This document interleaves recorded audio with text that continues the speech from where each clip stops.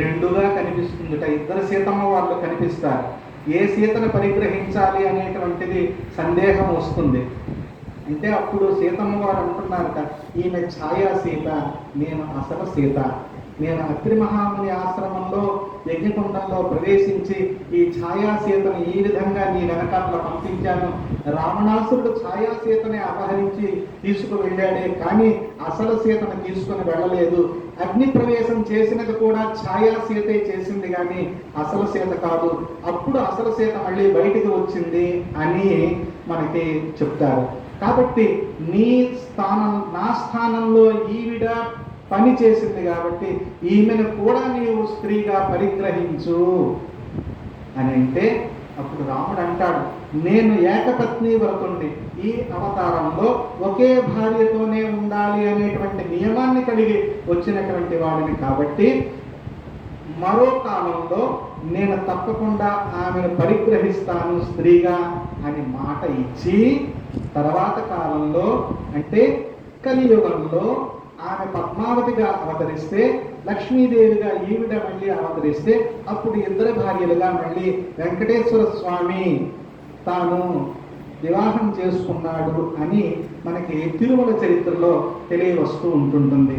అటువంటి ఆ వెంకటేశ్వర స్వామి ఎవరు అంటే, రామావతారంలో మిగిలిపోయినటువంటి చిన్న చిన్న పనుల్ని పూర్తి చేసుకొని కృష్ణావతారం ఎత్తి, కృష్ణావతారంలో కూడా మిగిలిపోయినటువంటి పనులను పూర్తి చేయడానికి వెంకటేశ్వర స్వామిగా అవతరించాడు అని మనకి పెద్దలు చెప్తూ ఉంటారు.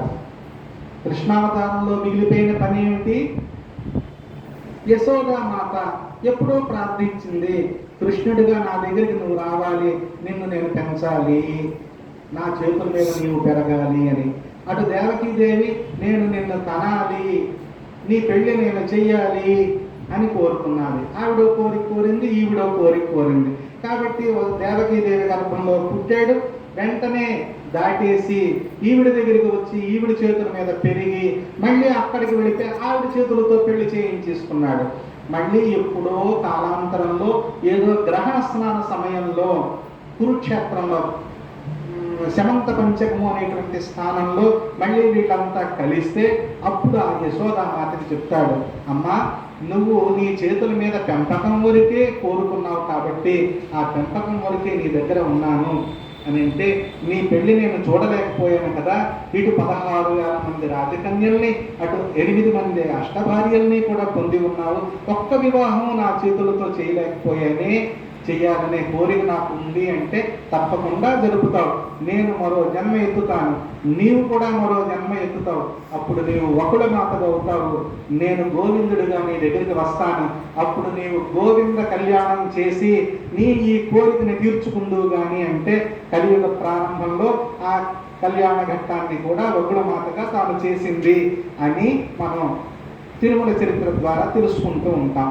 కాబట్టి ఇది ఎక్కడ నుండి వచ్చింది అంటే త్రేతాయుగం దగ్గర నుండి ప్రారంభమై ఒక్కొక్క ఘట్టం ఒక్కొక్క కాలంలో నిర్వర్తించుకొని కలియుగంలో ఆ శ్రీమన్నారాయణుడే రామచంద్రుడిగా ఉండి ఆ రామచంద్రుడిగే కృష్ణుడిగా పుట్టి ఆ కృష్ణుడే రూపం మార్చుకుని వెంకటేశ్వర స్వామిగా ఎక్కడ పెడితే అక్కడే మన రింగు రోడ్లో కూడా ఆయన వచ్చేసి వేయించేసి ఈ విధంగా నేను రాముడినే మహాసామ్రాజ్య పట్టాభిషేకం నాకు చెయ్యండి అయ్యా అని అందరి హృదయాల్లో దూరిపోయి ఇలా 108 రోజుల కార్యక్రమాన్ని చేయించుకుంటూ దిగ్విజయంగా చేయించుకుంటున్నాడు అంటే రాముడు వేరు కాదు, వెంకటేశ్వరుడు వేరు కాదు.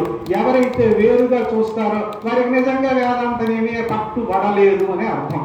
రాముడు ఈజ్ ఈక్వల్ టు వెంకటేశ్వరుడు, వెంకటేశ్వరుడు ఈజ్ ఈక్వల్ టు రాముడు, రాముడు ఈజ్ ఈక్వల్ టు కృష్ణుడు, కృష్ణుడు is equal to Govindudu, Govindudu is equal to వెంకటేశ్వరుడు. ఇందులో ఏమీ సందేహం లేదు.